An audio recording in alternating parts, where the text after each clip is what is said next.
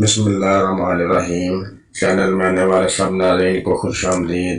سب ناظرین سے درخواست ہے آپ ہمارے اس چینل کو سبسکرائب لازمی کر دیں۔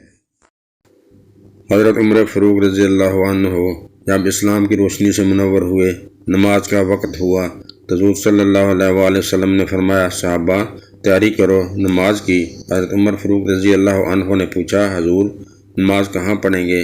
حضور صلی اللہ علیہ وآلہ وسلم نے فرمایا، کسی کونے میں چھپ کر پڑھتے ہیں۔ عمر فاروق نے کہا، حضور آپ کے قدموں پہ میرے ماں باپ قربان، اگر آپ بھی چھپ کر نماز پڑھیں تو عمر کے مسلمان ہونے کا کیا فائدہ؟ عمر فاروق نے کہا، حضور آج نماز کعبۃ اللہ میں پڑھیں گے۔ حضور صلی اللہ علیہ وآلہ وسلم نے فرمایا، عمر کفار کا بڑا غلبہ ہے۔ واہ میرے خدا! عمر فاروق گھوڑے پر سوار ہوئے، مکہ کے چوکوں میں جا کر، گلیوں میں جا کر اپنے گھوڑے پر سوار ہو کر چلتے ہوئے یہ اعلان کیا کہ مکہ والو آ جاؤ، آج میں کلمہ پڑھ کے محمد مصطفیٰ صلی اللہ علیہ وآلہ وسلم کا غلام بن کر آیا ہوں۔ آج ہم کعبۃ اللہ میں نماز پڑھنے جا رہے ہیں۔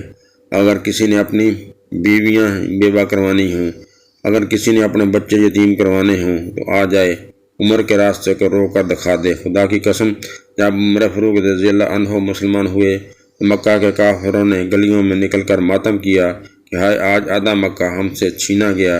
عمر فاروق واپس آئے، حضور صلی اللہ علیہ وآلہ وسلم سے کہا، اے میرے حضور آپ آگے چلیں، میں آپ کے پیچھے چلتا ہوں، بیت اللہ میں نماز پڑھیں گے، میں دیکھتا ہوں کس کافر کی جرت ہوتی ہے جو ہمارا راستہ روکے۔ باسلامت بیت اللہ کے دروازے پر پہنچے۔ جب بیت اللہ کا دروازہ کھلا، میرے نبی صلی اللہ علیہ وآلہ وسلم نے خوشی میں نعرہ تکبیر خود بلند کیا۔ اللہ اکبر کی صدا مکہ میں پہلی بار یوں گونجی کہ کفر کے کوٹ بھی گر پڑے۔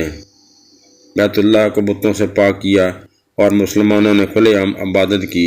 اسلام کو طاقت ملی، اور جب میرے نبی نے مکہ سے ہجرت کی، اس وقت بھی عمر فاروق نے انوکھی ہجرت کی۔ سب سے پہلے بیت اللہ کا طواف کیا، پھر گھوڑے پر سوار ہوئے اور مکہ کی گلیوں میں اعلان کیا کہ آج میں ہجرت کر کے جا رہا ہوں مدینہ، اپنے محبوب محمد مصطفیٰ صلی اللہ علیہ وآلہ وسلم کے پاس۔ اگر کسی کافر میں جرت ہے تو عمر کے راستے کو روکے۔